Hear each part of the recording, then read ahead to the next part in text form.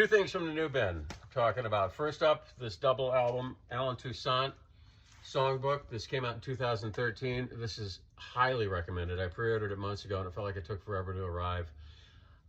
I read a quote online that said it's impossible to throw a pebble in the pond of New Orleans music and not bump into Alan Toussaint. He was a prolific songwriter, pianist, arranger, and producer. He wrote Working in a Coal Mine, Southern Nights, which Glenn Campbell had a big hit with. He produced Irma Thomas, Dr. John, Lee Dorsey, Get Out of My Life Woman, the song Lee Dorsey made famous, written by Alan Toussaint. So after the destruction of Hurricane Katrina, Toussaint relocated to New York City, where he started playing Joe's Pub. It's an intimate 200-seat cabaret in the East Village, or was.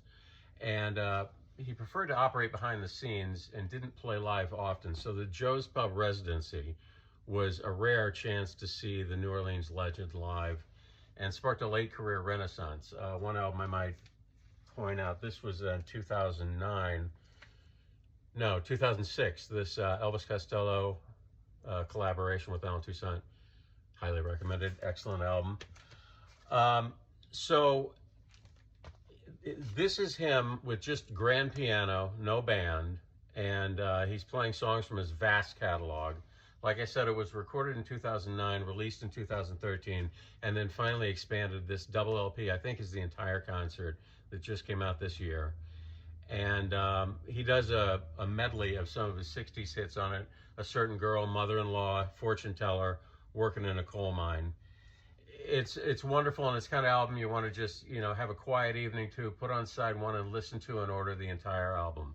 Unfortunately, he passed away in 2015, and it's a great regret of mine I didn't see him live. We live close to New York City, and you just always expect the city's going to be there, and legends like this are always going to be there. And I really regret, when I knew he was playing Joe's Pub on a weekly basis, not going in and seeing him. I just figured, well, I'll do it next week. The same thing happened with Les Paul. He was playing the Iridium every Monday night for years. And friends and I even joked, we got to see him before he passes away. Well, I didn't. So there you go. Get the Alan Toussaint Songbook. It's a wonderful album. And next up is this box set I ordered.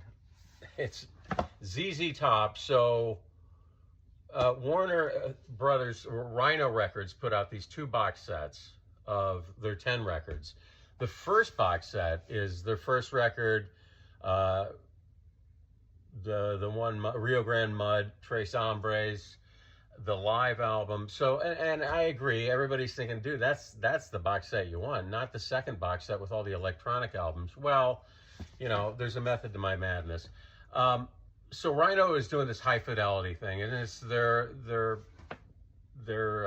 expensive, sleek new reissues.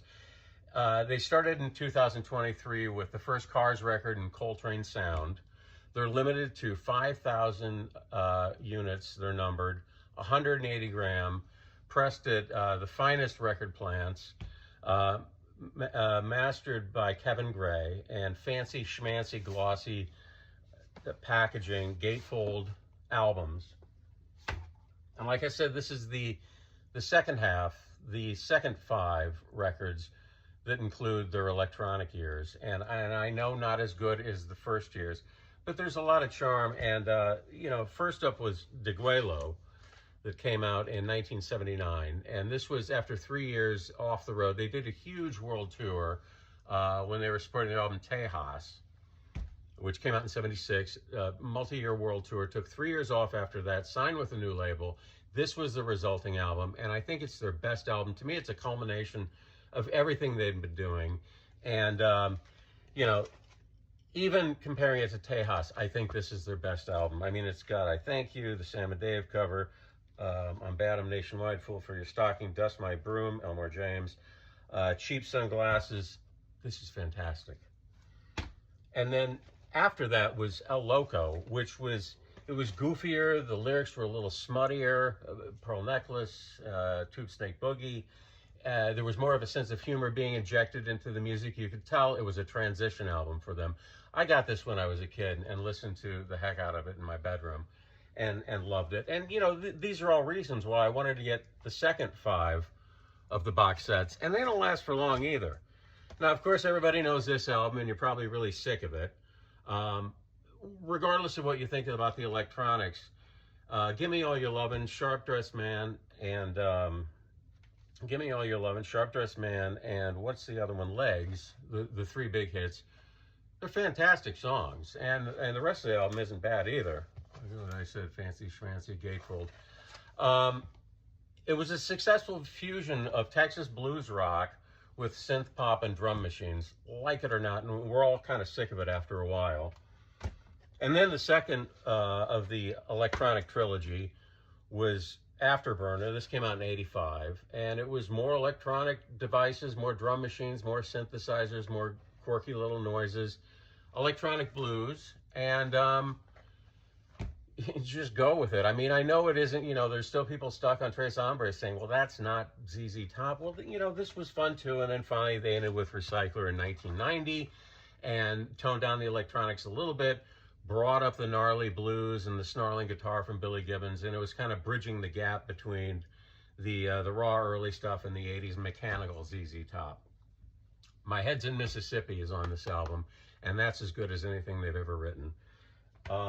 So that's why I got the second box set. I mean, the first box set is sold out, and they were selling for, they retailed for $199, and it's selling online for $320, $370, and $464. I think there's 3 copies available in the United States for sale on the secondary market.